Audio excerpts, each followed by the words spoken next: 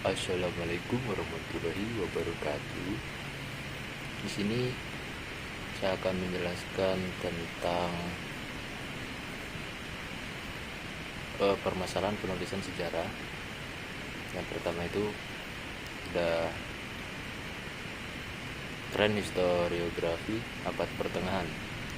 Jadi sejak memasuki abad ke-20 mulai muncul ketidakpuasan terhadap bagaimana sejarah telah ditulis terutama di Eropa.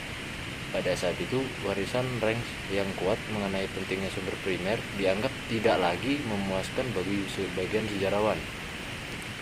Sebagai alternatif terhadap penulisan sejarah model Rennes yang disebut sebagai empirisme dan rekonstruksionisme, muncul aliran baru yang disebut konstruksionisme yang dipelopori oleh Karl Marx, Auguste Comte, dan Herbert Spencer yang tidak puas dengan penjelasan sejarah yang deskriptif atau naratif.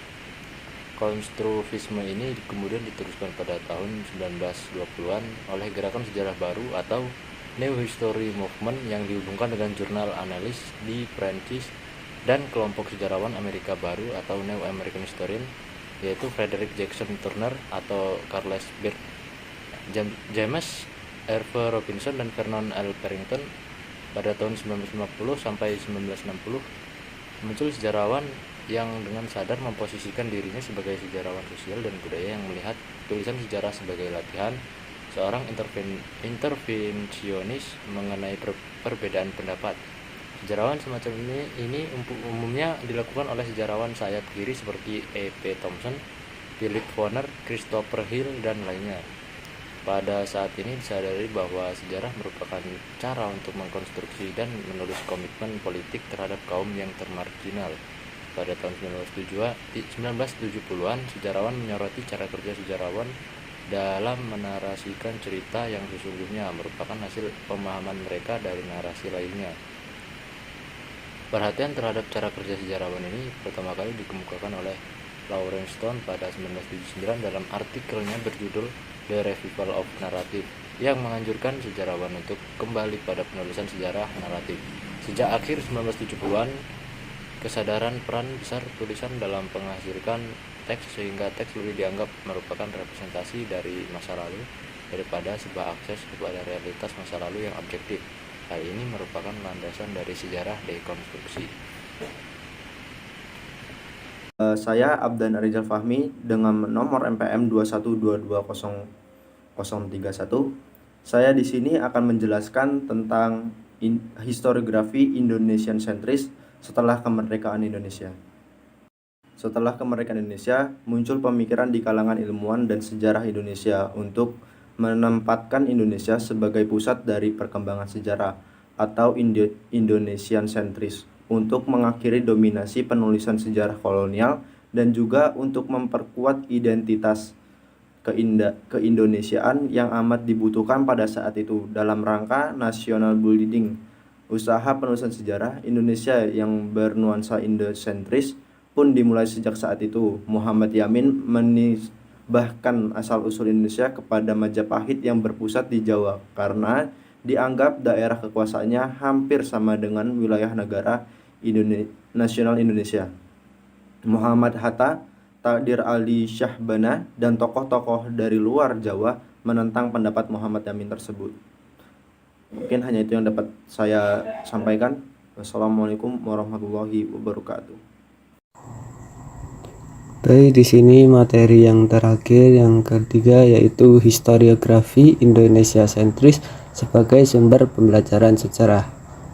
Telah disinggung bahwa pada Kongres Sejarah Nasional yang pertama di Yogyakarta tahun 1957 lebih menekankan pada aspek-aspek tujuan filosofis dan teoritis mengenai bagaimana sejarah nasional Indonesia harus ditulis.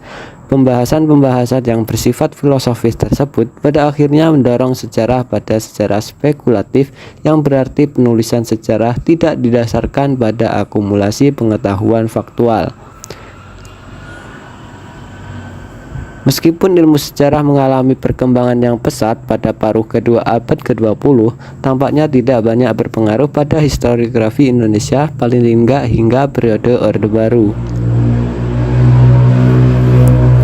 Setelah runtuh Orde Baru, muncul gugatan terhadap sejarah, terutama yang berkaitan dengan serangan umum 1 Maret 1949, yaitu Gerakan G30S PKI, dan Surat Perintah 11 Maret atau Super Semar pada 1966. Muncul berbagai buku yang dikatakan meluruskan sejarah sehingga menimbulkan berbagai perdebatan di kalangan masyarakat. Pihak yang paling mendapat tantangan langsung tentu saja adalah guru sejarah. Untuk meredakan keresahan masyarakat mengenai pelajaran sejarah, maka Menteri Pendidikan Yuwono Sudarso pun harus memerintahkan suplemen pada kurikulum sejarah.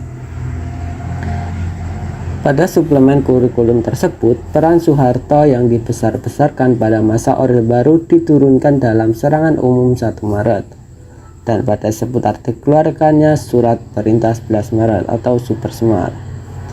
Nah, kemudian pelajaran sejarah sejak suplemen kurikulum 1999 dikeluarkan semakin mengecilkan Orde Baru.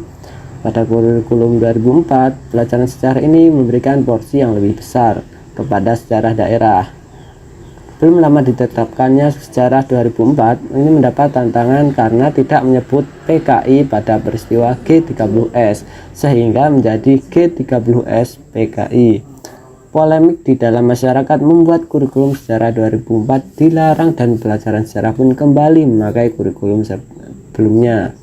Terobosan baru terjadi pada kurikulum sejarah 2013 karena pelajaran sejarah tidak hanya mendapatkan porsi jam tatap muka lebih banyak, tapi juga diberikan sebagai pelajaran inti, yaitu pelajaran sejarah Indonesia, dan sebagai pelajaran pilihan, yaitu sejarah. Pada dasarnya kurikulum 13 ini menegaskan bahwa pelajaran berpusat kepada siswa dan pendekatan saintifik dalam proses pembelajaran. Dengan demikian, guru diharapkan lebih menjadi fasilitator dalam pembelajaran dan memberi kesempatan bagi siswa untuk lebih aktif.